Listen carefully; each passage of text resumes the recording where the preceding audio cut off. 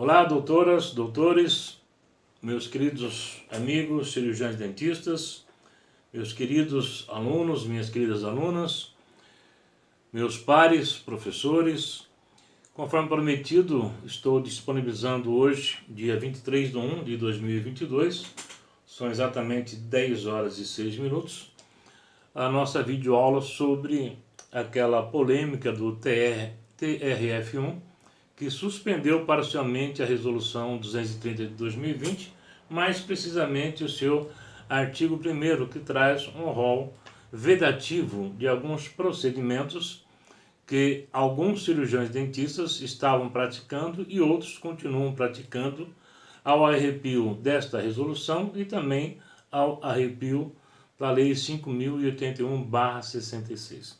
Antes de adentrar a aula propriamente dita, eu vou recomendar aos senhores que se inscrevam no meu canal Portal O Direito Médico, professor doutor José Jaime do Vale, posto que ali nós temos um repertório de palestras, artigos científicos, matérias, todas ligadas à área da saúde, principalmente voltadas ao direito médico e à administração hospitalar. Temos também algumas matérias e participações em congressos em cancerologia, que eu entendo que em algum momento da sua vida profissional será de grande valia para os senhores. E, além disso, informação nunca é demais. Um povo que tem informação não é um povo cativo, né? Um profissional que tem informação, certamente será um profissional destacado no mercado. Portanto, dá uma corridinha lá, acesse o nosso portal e compartilhe os materiais que os senhores reputarem de grande valia, né? Peço também que compartilhe essa videoaula, porque tenho certeza que vai trazer luz sobre as dúvidas que pairaram sobre essa decisão do TRF1. Bom, vamos lá. A decisão do TRF1, ela suspende o artigo 1º da Resolução 230 de 2020. O artigo 1º dessa resolução do Conselho Federal de Odontologia, diz respeito ao rol vedativo de alguns procedimentos que os cirurgiões dentistas estavam fazendo e outros continuam fazendo, em desrespeito à própria resolução e também à lei que rege os atos privativos do cirurgião dentista, que é a Lei 5.081/66. E quais serão esses procedimentos que se discute a vedação por parte dos cirurgiões dentistas? Eu vou trazer alguma coisa aos senhores. A lectomia, a blefaroplastia, otoplastia, rinoplastia, dentre outros procedimentos que estão naquele rol. Pois bem, é necessário que os senhores entendam que, em verdade, esta decisão do TRF foi uma decisão por ato provocativo, né? Um grupo de cirurgiões dentistas, não se conformando com a resolução 230, interpuseram uma ação com pedido de tutela antecipada junto ao TRF de Minas Gerais, pedindo a nulidade da resolução 230, sob o argumento de que ela ofende não só a Lei 5.081/66, como outras leis também que nós vamos ver adiante.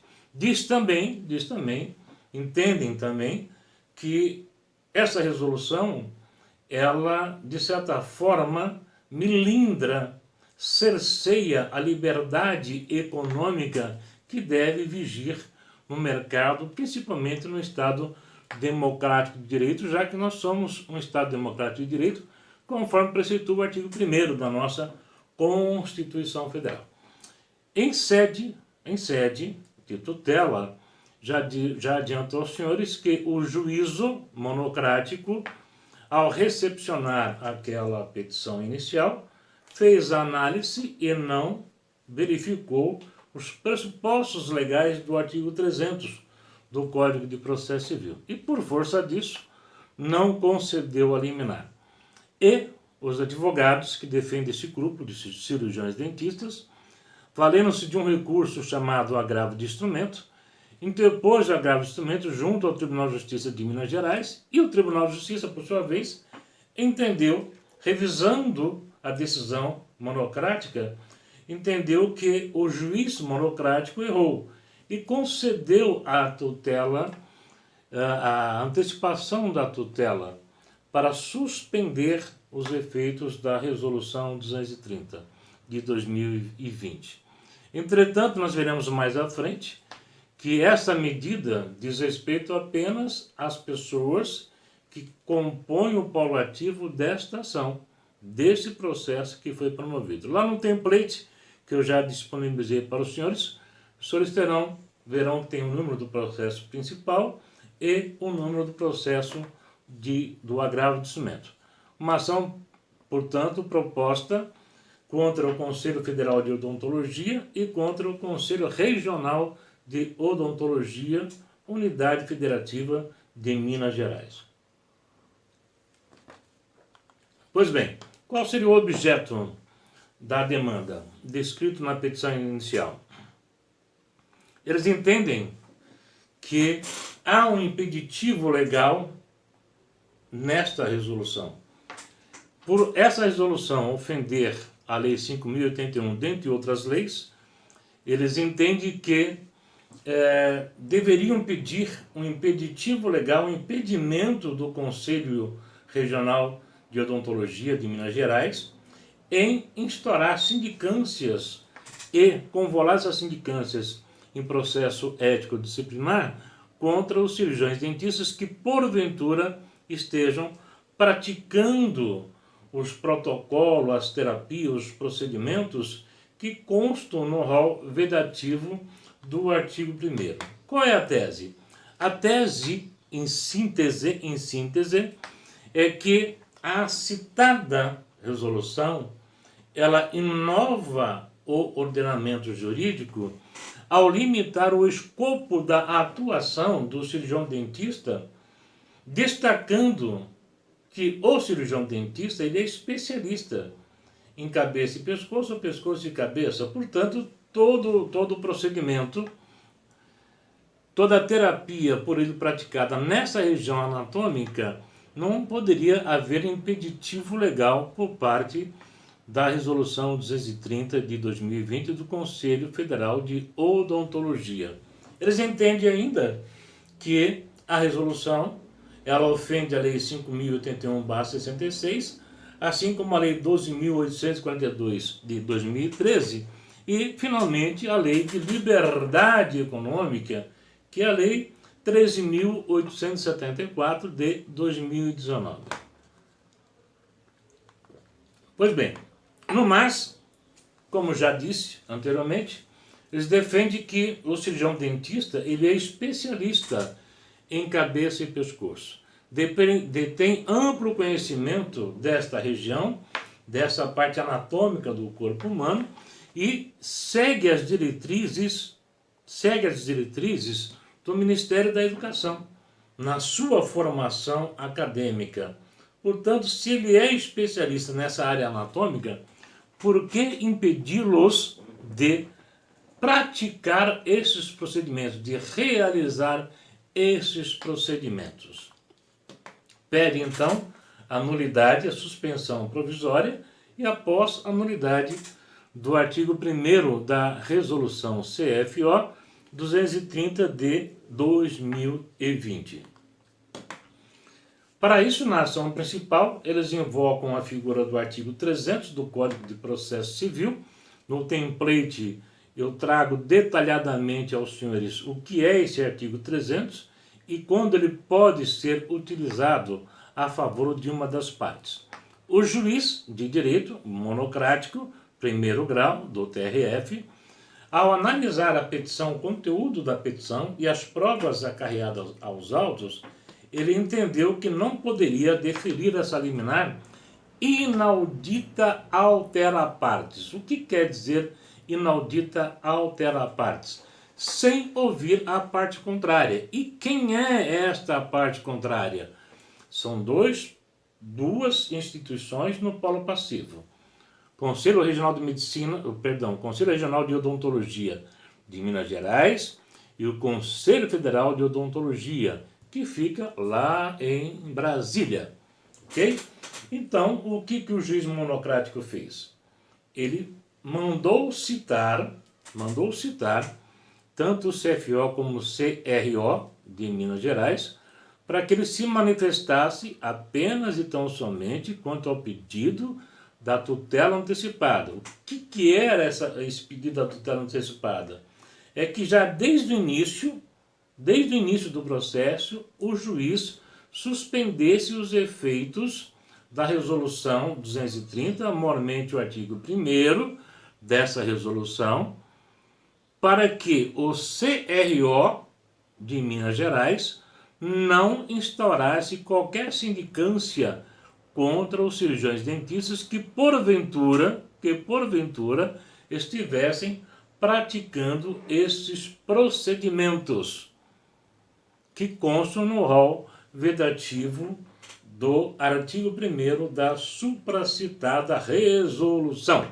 Pois bem, CFO mais CRO comparece aos autos, trazem a sua opinião jurídica sobre o pleito e pede o indeferimento. O juiz, analisando os argumentos do CFO e do CRO de Minas Gerais, analisando também o contexto geral da Lei 5.081/66, decide não conceder a tutela antecipada, determinando que o processo siga o seu curso natural, desta feita com a citação do CFO e CRO, para que apresente as suas defesas no prazo de 15 dias úteis, que é o prazo legal.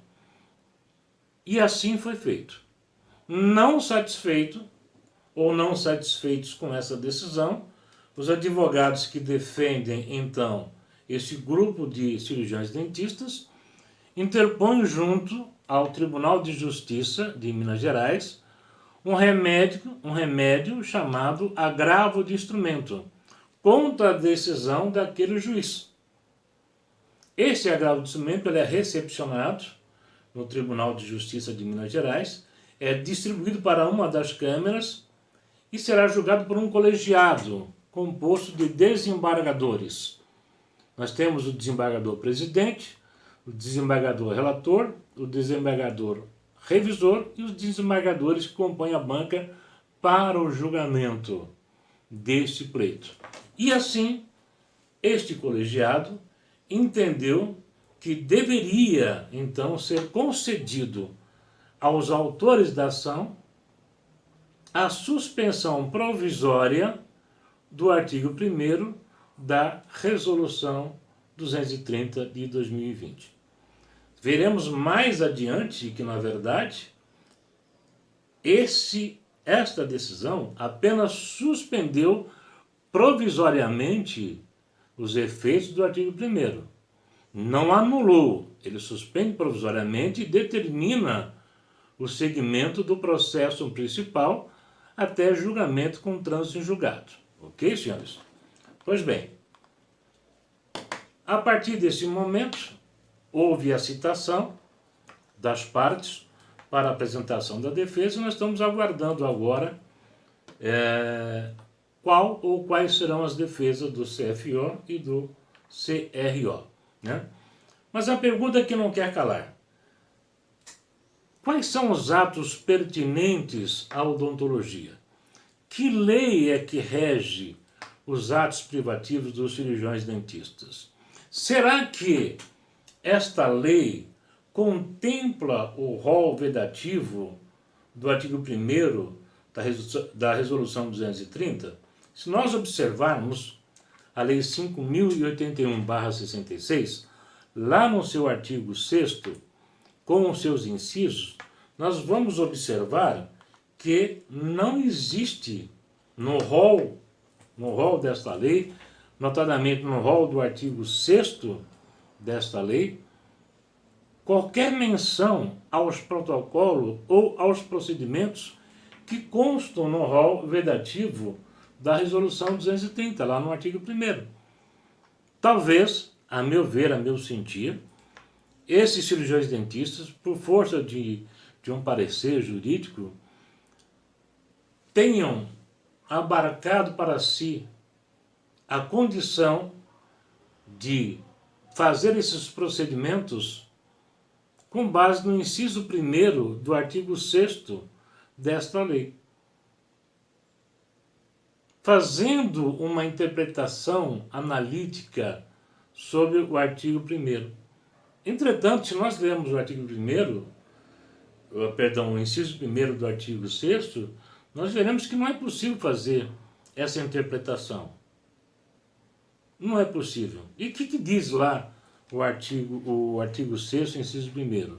Inciso 1º, praticar todos os atos pertinentes à odontologia, decorrente de conhecimentos adquiridos em curso regular ou em curso de pós-graduação. Olha, esse inciso ele é muito aberto. Todo inciso que é muito aberto e toda cláusula contratual que é muito aberta, ela dá vazão a interpretações a bel prazer, a gosto de uma das partes. E isso não é permitido na lei.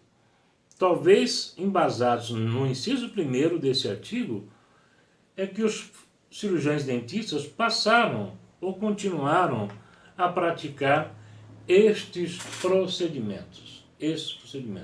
A meu ver, de uma forma errônea. Então, existe uma dúvida. A leitura do mencionado artigo não contempla o rol vedativo. Se não contempla o rol vedativo da própria resolução, como então permitir que o cirurgião dentista se arvore na prática desses procedimentos, desses protocolos, se ele não está protegido por lei própria, que é a sua lei primitiva 5.081/66. Nós vamos ver mais adiante a questão da habilidade técnica e a questão de cursos de especialidade. Por enquanto, nós vamos abarcar isso aí. Mas, ele também ele cita nesta ação, que essa medida, a resolução 230 de 2020, ofende a lei 12.852 de 2013. Esta lei, na verdade, senhores, é a lei que regula as atividades privativas dos médicos e não dos cirurgiões dentistas. E para tal, basta ver o que diz o artigo 4º dessa lei. O artigo 4º dessa lei diz respeito aos atos privativos dos médicos e não dos cirurgiões dentistas. Os atos privativos dos cirurgiões dentistas são estabelecidos na sua lei própria, a Lei 5.081/66, no seu artigo 6º, com os seus incisos. Portanto, eu não vejo colidência e nem vejo ofensa com relação à Lei 12.842 de 2013. Agora, como então o juiz monocrático fez para julgar o pedido da tutela antecipada? Como julgar aquele pedido sem invadir competência e sem ofender a previsão legal?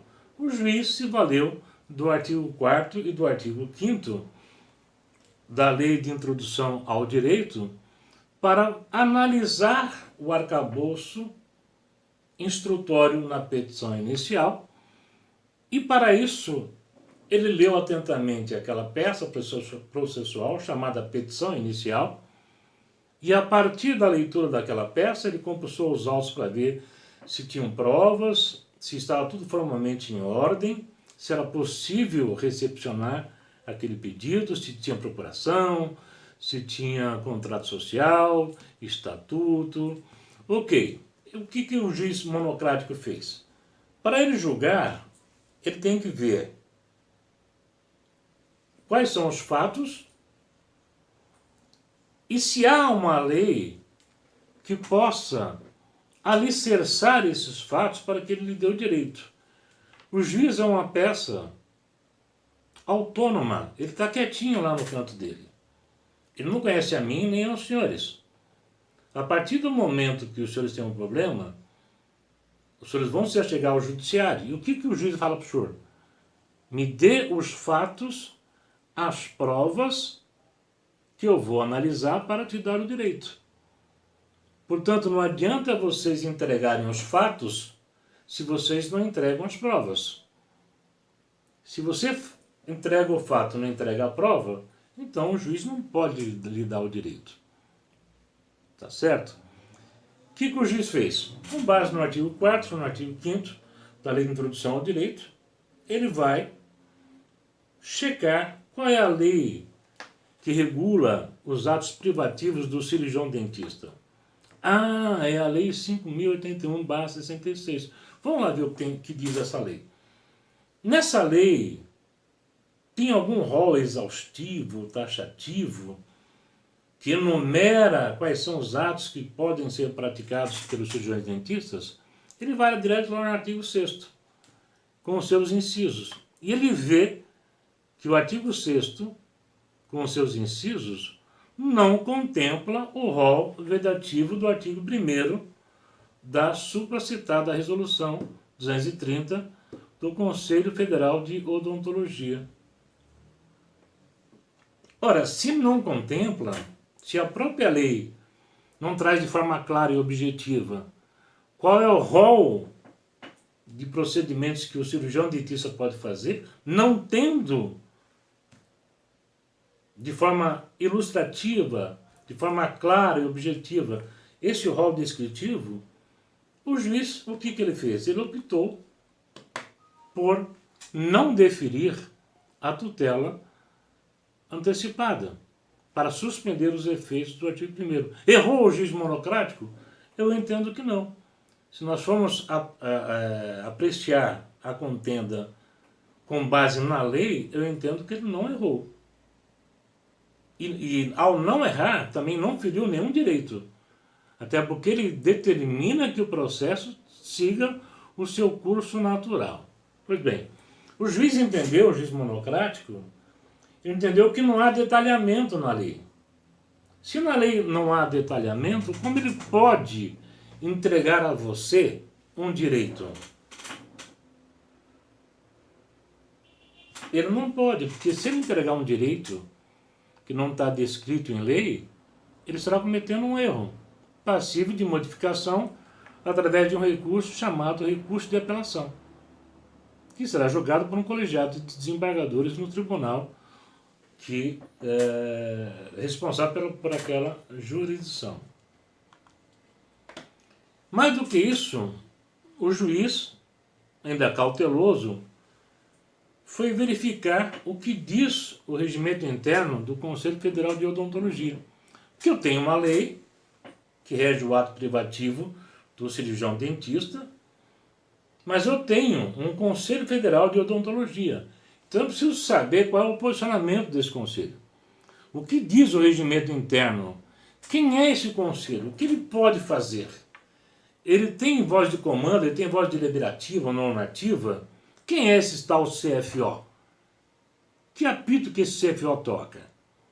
Ele pega o regimento interno do Conselho Federal de Odontologia, vai lá no artigo 4º, na linha C, e verifica que o Conselho Federal de Odontologia, sim, tem autonomia, tem autoridade para discutir todas as práticas dos cirurgiões dentistas, bem como editar normas de procedimento ético, moral, legal, profissional, instrutório, sem se afastar das outras leis e outras resoluções que nós temos, dentre elas sem se afastar das nossas RDCs. E aí, se nós formos dar uma olhadinha lá no artigo 4º, o que nós vamos ver? Artigo 4º do Conselho do Regimento Interno do CFO. São finalidades do Conselho Federal de Odontologia em todo o território nacional. Parágrafo único. No atendimento de suas finalidades, o Conselho Federal de Odontologia exerce as seguintes ações. A linha A, deliberativa. A linha B, administrativa ou executiva. A linha C, normativo regulamentar. A linha D, contenciosa de instância superior. A linha E, supervisora, e a linha F, disciplinar. Portanto, todos os profissionais cirurgiões dentistas estão vinculados às normativas, aos regulamentos do seu Conselho Federal de Odontologia. Se fugirem à regra, devem chamar para si a responsabilidade de responder os devidos processos administrativos, éticos, profissionais. Então, ele analisou a lei, o artigo 6º, analisou o regime interno e se convenceu, não, aqui eu tenho realmente uma situação que esses cirurgiões dentistas estão saindo fora daquilo que determina o seu próprio conselho. E isso é perigoso, muito perigoso. Porque o artigo 5º da Constituição Federal diz o seguinte, que todos nós somos iguais perante a lei. E que devemos respeitar a lei. E na própria Constituição Federal diz que todo cidadão brasileiro e o cidadão estrangeiro não está obrigado a fazer ou não fazer alguma coisa, senão em virtude de lei. Então eu tenho uma lei 5.081/66, que é uma lei federal, e eu tenho o Conselho Federal de Odontologia, que normatiza, que diz para mim o que eu posso e o que eu não posso fazer, e como eu devo fazer. Então eu não posso infringir essa lei, e muito menos as normativas do Conselho Federal de Odontologia. Agora, se a lei não contempla o rol vedativo do artigo 1º da Resolução 230, se não houve alteração da lei primitiva, como eu posso, então, me arvorar no direito de fazer, de praticar e exercer a odontologia, me lançando em protocolos, em procedimentos que me são vedados? Essa é a pergunta que eu devo fazer para mim enquanto cirurgião dentista, que os senhores devem fazer também. Principalmente para preservar a sua honra, a sua moral e os seus direitos, evitando que os senhores venham a ter problemas futuros. Será que permitir ao cirurgião dentista a prática desses procedimentos vedados lá na Resolução 230 não seria uma invasão de competência profissional dos médicos, conforme precitou o artigo 4º, inciso 2º, combinado com o artigo 6º da Lei 12.852 de 2013? O Procurador Federal Mário Alves Medeiros, nos autos do mandado de segurança 105.0365, 60/2020, ele entendeu que sim, que aquele rol de procedimentos que foram vedados ou vetados pelo artigo 1º da Resolução 230, se praticados pelos cirurgiões dentistas, invade competência profissional. E o juiz que presidiu, que julgou esse mandado de segurança, acompanhou o parecer do Procurador Federal. E o juiz monocrático, lá no item 14º da sua decisão, quem deferiu a tutela antecipada, o que ele entende? Ele entende que, se há o rol vedativo, automaticamente o cirurgião dentista não tem habilidade técnica para a prática daqueles procedimentos. Aqui eu coloco uma dúvida. Eu não concordo muito. Por quê? Porque eu posso ter uma lei que diga para mim qual é o rol de procedimentos que eu posso praticar e que eu não posso praticar, mas se eu, ao longo da minha carreira, me torno especialista no rol desses procedimentos, especialista que eu falo não é por extensão, É curso de especialidade mesmo, né? Que vai me dar o título, meu RQE. Então, eu tenho habilidade. O que eu não tenho é uma lei que me proteja para praticar. Mas se eu praticar, eu não posso responder no processo por ser inábil. Ao contrário, eu tenho habilidade. Só tem uma lei que não está me protegendo. Ponto final. Mas dentro desse padrão, fica a situação. Quem pode nos defender então? Quem pode defender a classe dos cirurgiões dentistas para que eles não venham a sofrer as aberturas de sindicâncias e a convolução dessas sindicâncias em processo ético-disciplinar? Eu trago duas sugestões para os senhores. Primeiro, a criação de uma nova lei que ou revogue ou abrogue in totum totalmente a lei primitiva, ou que altere a lei primitiva, inserindo lá no seu artigo 6º incisos contemplando o rol vedativo do artigo 1º da Resolução 230 de 2020 do Conselho Federal de Odontologia. Para isso, os cirurgiões dentistas devem se unir e exercer o seu direito democrático de direito, previsto no artigo 1º da nossa Constituição, para exigir do seu deputado federal, do seu senador, que ou edite uma nova lei para revogar a primitiva 5.081/66, ou edite uma nova lei para alterar a lei primitiva, inserindo no artigo 6º incisos que contemplem o rol vedativo da Resolução 230 de 2020. Se fizerem isso, matamos o problema de forma legal. Acabou o problema. Ponto final. Mas enquanto isso não é feito, eu tenho para mim como certo, até por dever de cautela, orientar os meus amigos, os meus colegas cirurgiões dentistas, para que não se arvorem nessas práticas, mesmo tendo habilidade técnica para tal. Habilidade técnica comprovada.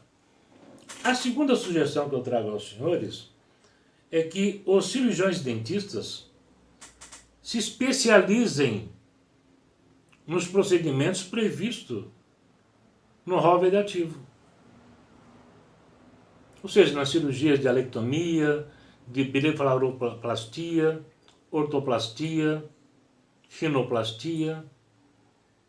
Se assim eles o fizerem, poderão até ser processados.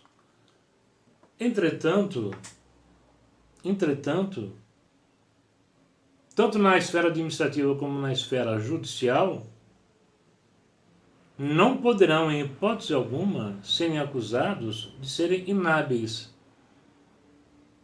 de exercício ilegal da profissão, de serem peritos e responderem e serem condenados em ambas as esferas, tanto administrativa como na esfera processual.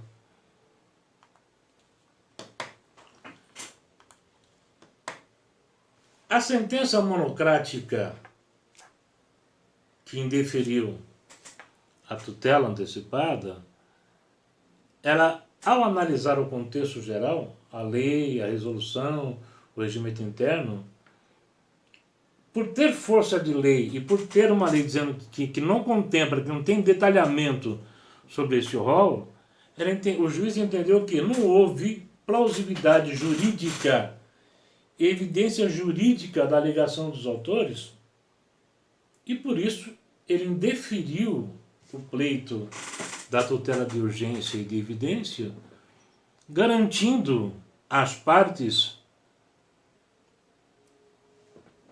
a continuação do processo. O amplo direito de defesa previsto no artigo 5º, inciso 55 da nossa Constituição Federal. Ele não julgou mérito, ele falou, não posso lhe dar essa tutela apenas e tão somente porque eu não, analisando a lei, eu não encontro um respaldo legal. Como a maior parte dos senhores que terão acesso a essa aula não são advogados, são cirurgiões dentistas, eu vou dar um exemplo clássico para vocês, bem simples, do que é a tutela antecipada e como fazer para obtê-la. Vamos usar um exemplo bem clássico, bem simples.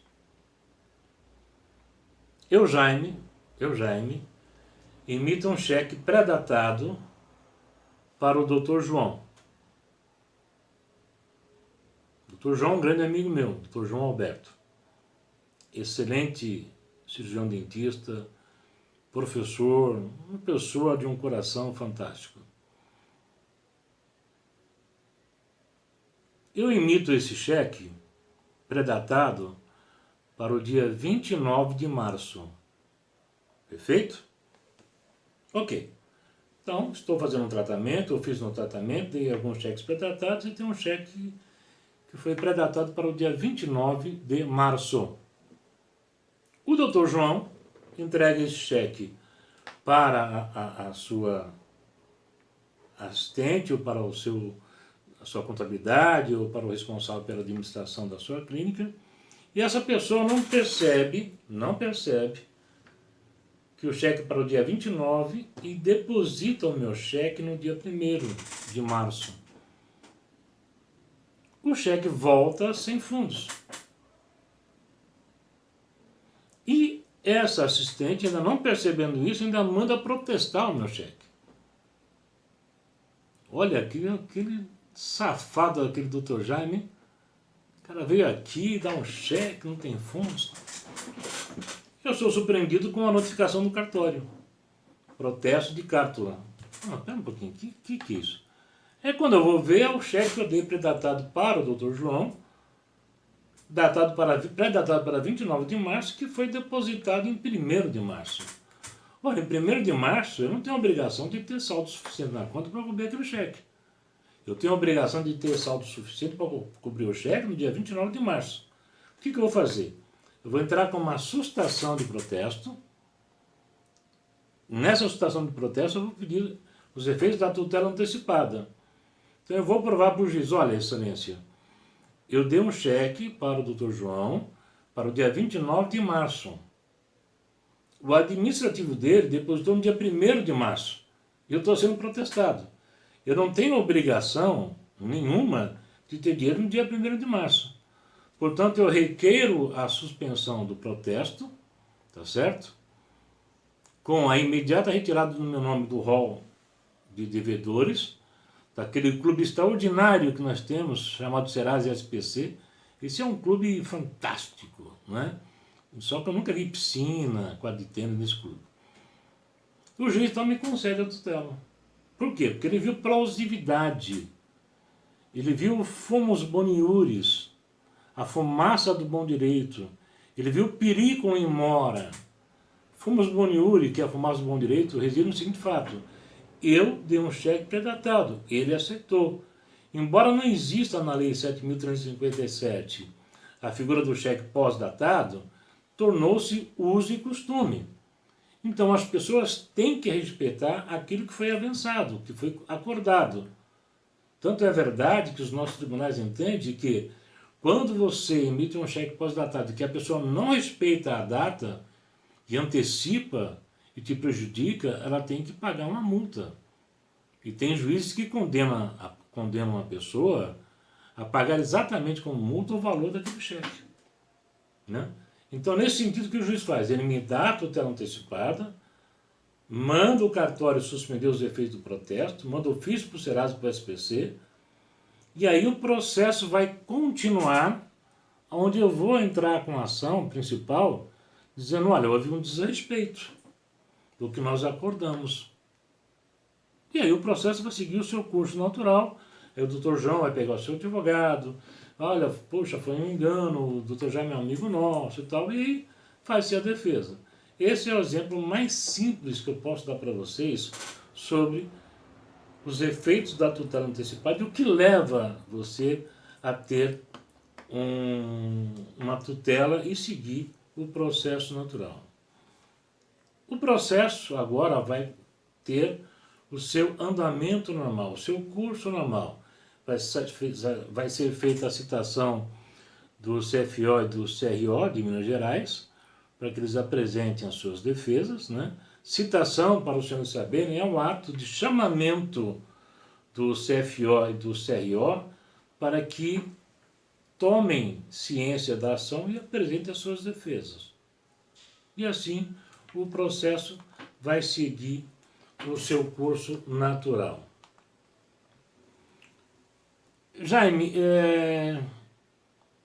o Tribunal de Justiça, ele então revogou ou reviu a decisão do juiz monocrático e reformou aquela decisão interlocutória, que é uma decisão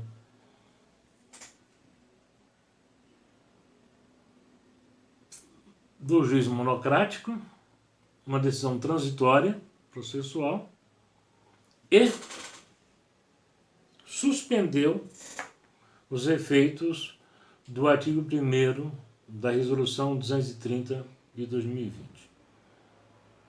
A quem beneficia essa decisão? Houve a suspensão, houve a nulidade. Houve a tutela provisória legal.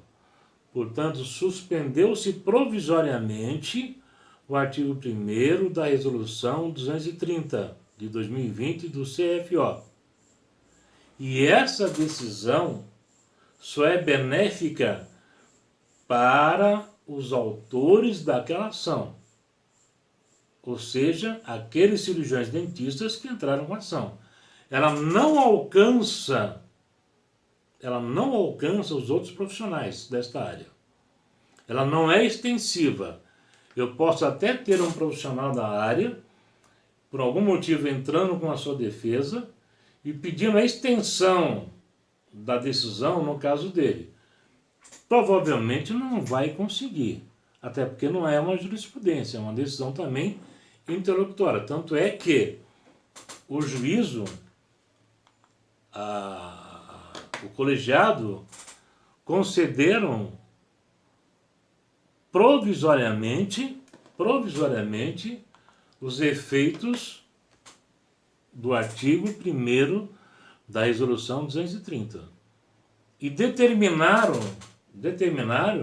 que o processo siga o seu curso natural. Logo, o efeito dessa decisão do colegiado do TJ em sede de agradecimento não foi erga omne ou erga omnes, e muito menos teve efeito ex tunc. Ela abrange somente aquele grupo de pessoas que ingressaram com a ação, que constam no polo ativo daquela ação. Dito isso, e como conclusão, eu digo para os senhores o seguinte: aos demais profissionais dessa área, enquanto não houver uma decisão nos autos desse processo, o meu conselho, o meu parecer, é que mesmo os senhores tendo habilidade técnica, curso de especialização nesses procedimentos do rol vedativo, que os senhores não pratiquem esses atos. E não pratiquem por quê? Para evitar problemas. Porque se por uma infelicidade algum paciente dos senhores tiver algum gravame, alguma ofensa física, né, algum efeito iatrogênico decorrente da prática desse procedimento, que não é albergado por lei própria, os senhores serão processados, tanto na esfera administrativa, como na esfera civil e penal, e poderão ser condenados. E esta é uma região que é o cartão de visita. Imagina os senhores fazendo uma cirurgia, uma rinoplastia, ou uma otoplastia, e a pessoa ficar com uma deformidade física nessa região. Imagina que essa pessoa é um artista de teatro, da televisão, faz novelas, ou é um palestrante muito bem remunerado, muito requisitado no mundo todo para dar palestras. Imagina o tamanho do problema que os senhores arrumaram para os senhores, não é? E o tamanho da indenização, né? Porque aí vai ser uma indenização por dano material, por dano estético, por dano moral e lucros cessantes. O lucro cessante é todo o tempo que ele for parado, em razão da deformidade física que ele obteve em razão do procedimento que o senhor fez, tudo que ele deixou de ganhar, ele vai cobrar do senhor. Então vamos supor que ele tinha 6 palestras aí para serem ministradas no mês tal. E cada palestra ele cobre 100 mil reais. Multiplica 100 mil reais por 6, é o valor da indenização que ele vai cobrar dos senhores. É óbvio que para ele cobrar esse valor dos senhores, ele vai ter que apresentar todos os contratos firmados, né? Olha, no local tal era 100 mil, no local era 100 mil, trazer os contratos, e o juiz, infelizmente, vai ter que condenar os senhores ao pagamento desses valores só a título de lucros cessantes. E aí vem aquele outro probleminha também, né? Que aí já nós vamos entrar na seara administrativa. Como é que está o prontuário desse paciente? Os senhores têm um prontuário? Os senhores têm apontamento? Se for apontamento, mais um problema para os senhores. Tem o TCI? O TCI foi muito bem escrito, muito bem explicado, está assinado, datado. O que a gente vê na maioria das vezes, não tem prontuário, tem ficha de anotação, porque não é prontuário, não tem TCI, ou o TCI é incompleto, é frágil, e aí nós temos mais um problema.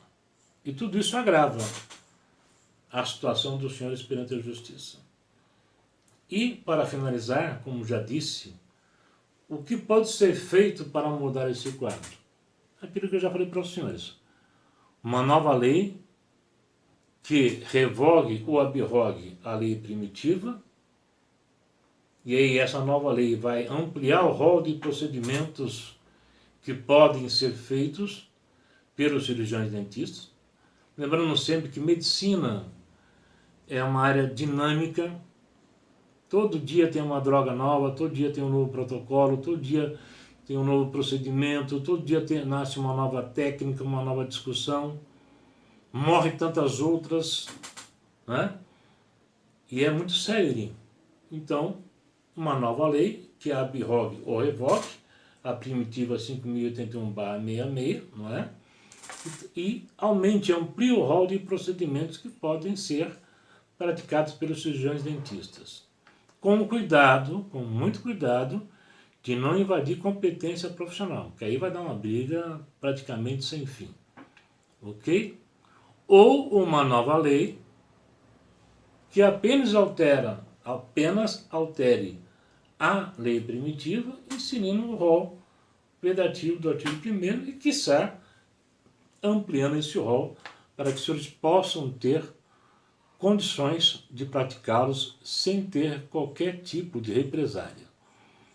Por derradeiro, uma pergunta que deve estar na cabecinha dos senhores: o tribunal, então, antecipou a tutela. A tutela é para suspender provisoriamente o efeito do artigo 1º da 230, impedindo que o CRO instaure sindicâncias que poderão ser convoladas em processo ético disciplinar. Ok? Isso é o que está determinado lá. Esse impedimento passa a vigorar da data da decisão para frente. Os profissionais, se esses profissionais que ingressaram com esta ação já vinham sofrendo essas sindicâncias, a lei não está retroagindo para beneficiá-los, não. O que o CRO deve fazer até para se resguardar de uma decisão conflitante é suspender todos os processos de todos os cirurgiões dentistas que estejam respondendo à sindicância ou já um processo ético disciplinar, até a decisão do trânsito em julgado desta ação. Se no trânsito em julgado desta ação for decidido que, na verdade, eles não têm razão, porque eles têm que cumprir a Lei 5.081, bem como a resolução do CFO, a partir do momento do trânsito julgado, o CRO então vai fazer o quê? Ele vai reativar todas aquelas sindicâncias, todos aqueles processos que vão ter o seu feito de forma natural, sua continuidade. E a suspensão, ela é importante por quê? Porque ela interrompe a prescrição, o prazo prescricional, tanto na esfera administrativa como na esfera civil, na esfera processual também. Agora, o que é trânsito julgado, Jaime? Trânsito julgado é quando a última instância diz, olha, a decisão é essa e não cabe mais discussão. Ponto. Né? O trânsito julgado pode ocorrer em primeira instância. Por quê? Porque a parte entra com ação, uma das partes perde e deve recorrer. Ela não recorre, não recorreu, trânsito em julgado, acabou. A decisão da sentença, trânsito em julgado. A parte recorre para o Tribunal de Justiça, da sua jurisdição. O Tribunal de Justiça revoga aquela decisão, reforma aquela decisão ou mantém aquela decisão. A parte não recorre para Brasília, para o STJ ou para o STF. Trânsito em julgado. As partes foram até Brasília com seus recursos. Brasília deu a sentença final, que é a última instância. Transitou em julgado. A partir do momento que a última instância bate o martelo, alguém vai perder, alguém vai ganhar. Trânsito julgado na matéria. Mas já a minha questão da ação rescisória. A ação rescisória é uma outra discussão jurídica. A ação rescisória, ela nasce a partir do trânsito julgado de uma decisão sobre um fato novo que pode ser explorado e pode levar toda a matéria à rediscussão. Mas ela não quebra o trânsito julgado. Eu levo a matéria à rediscussão e eu posso, inclusive, nessa rediscussão pelo prazo da rescisão, ver modificada aquela decisão, que é uma outra história, uma outra instância. Ok? Senhores, desejo a todos um excelente domingo. Peço desculpas por não ter disponibilizado mais cedo. É que a semana foi bem complicada, com vários compromissos. Se os senhores tiverem dúvidas, por favor, me liguem 011 98755 0412 ou mandem e-mail drjaime_direito médico e saúde @yahoo.com.br. Todos os senhores terão a minha devolutiva. Ninguém ficará sem uma resposta. Perfeito? Bom domingo a todos, Deus abençoe e sucesso para todos nós.